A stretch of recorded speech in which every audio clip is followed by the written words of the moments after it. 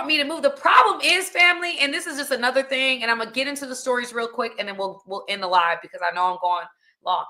A lot of us want God to move for us, but we are unwilling to move for him.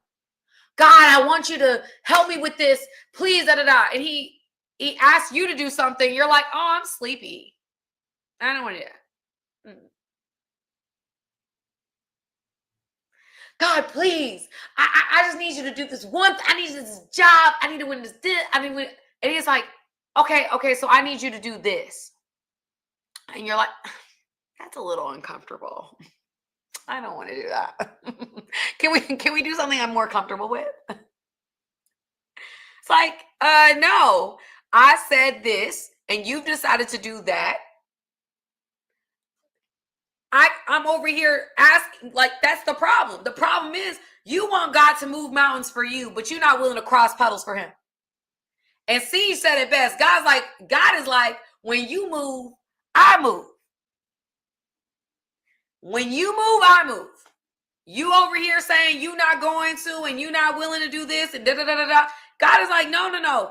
I need you to move. I need you to move in order for me to do things. Like, our participation is required for God to do things for us. We don't just believe and pray. There are actions that we do to move in faith.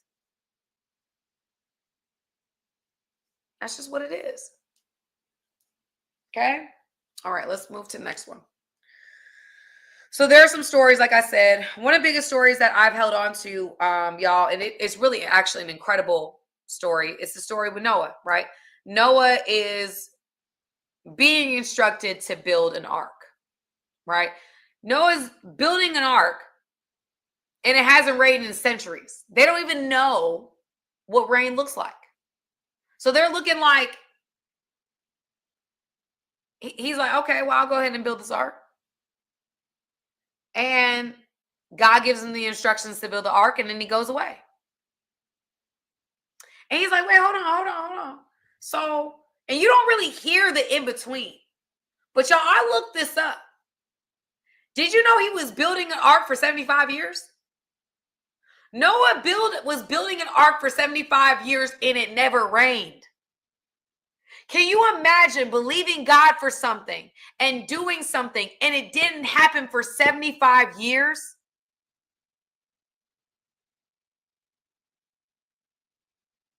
$75 years.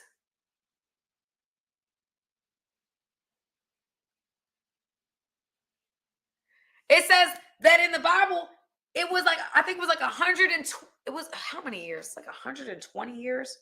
It was like he finished the ark in 75, and then it didn't rain until like 100 and something. Hold on. Let me not misquote this.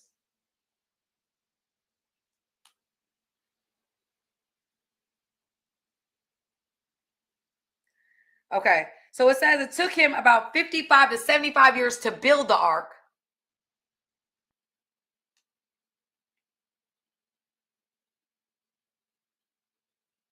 He hired a crew.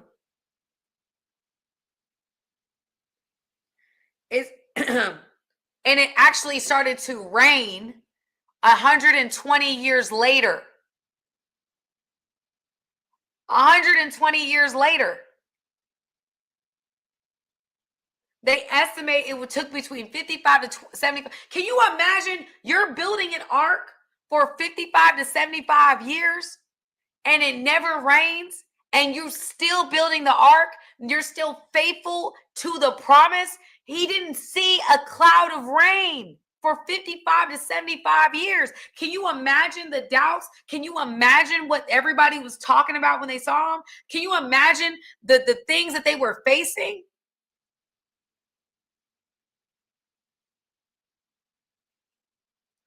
Like, he was facing real war for 55, 75. Can you imagine? When I found that out, I'm like, this is crazy.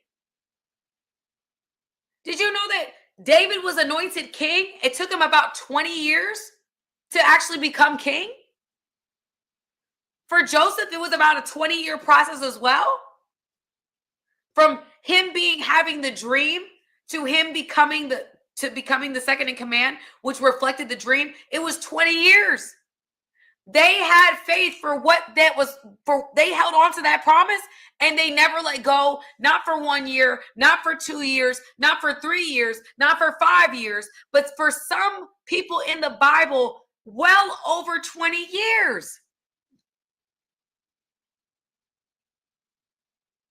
That's a different level of faith.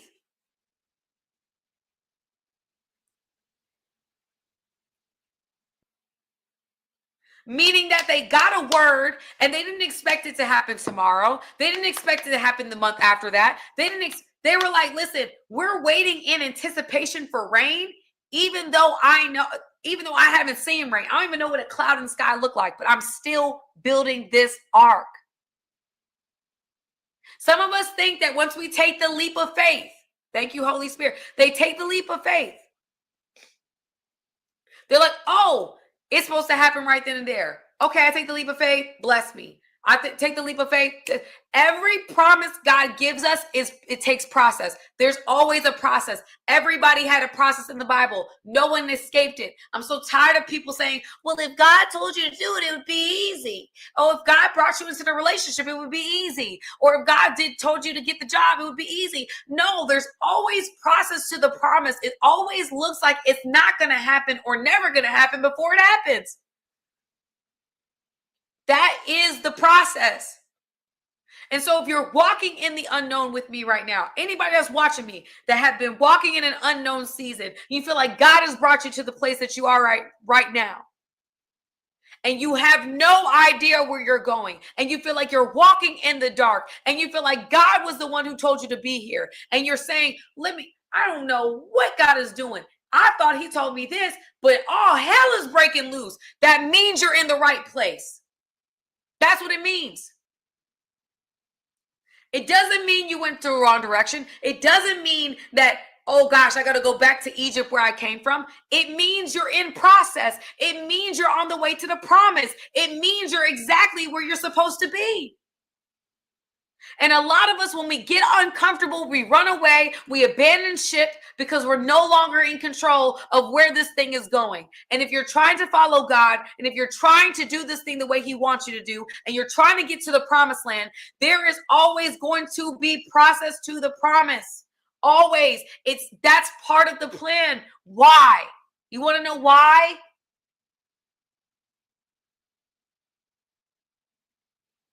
Because if I give you a promise and you are not prepared for the promise, a promise can absolutely feel like a curse if it's given out of season.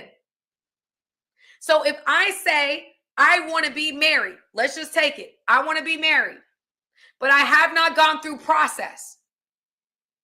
My marriage is going to fail. There's a lot of people that they desire to be married. Desire. But are they ready? No. What do you mean, Sam? They're not ready. Desire does not mean readiness. Desire means God has given you something. And what we do is we try, because we feel it and we want it, that means we're ready. No, it does not mean that. When God is calling you to do something, whether it means to run a business, whether it means to have children, it doesn't matter. When God is calling you to do something, he absolutely prepares you for it. Why? Because he's a perfect father.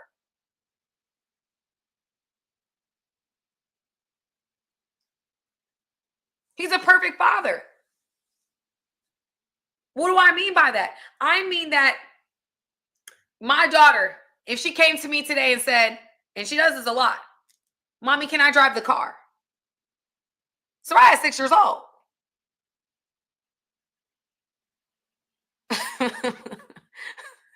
Soraya can't even ride her bike straight. Soraya can't even drive her bike in a straight line. I'm gonna put you in the front seat of a car just because you want to be in the front seat of the car.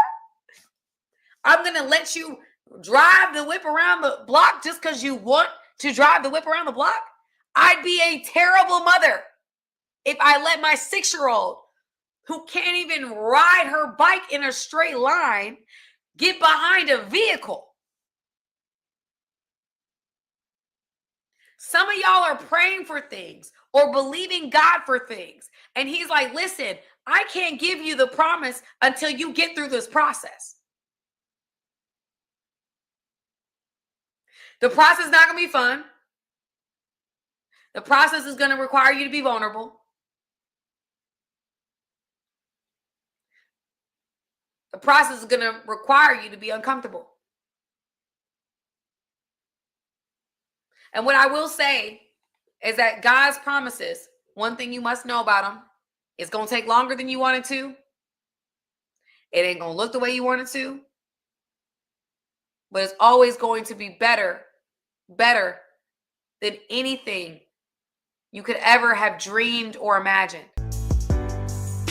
Hey guys, thank you for watching this video. I appreciate you guys. Go ahead, hit the subscribe button, y'all. Let's not just be every once in a while. Let's become family, okay? Friends that are family, okay? Join my family today.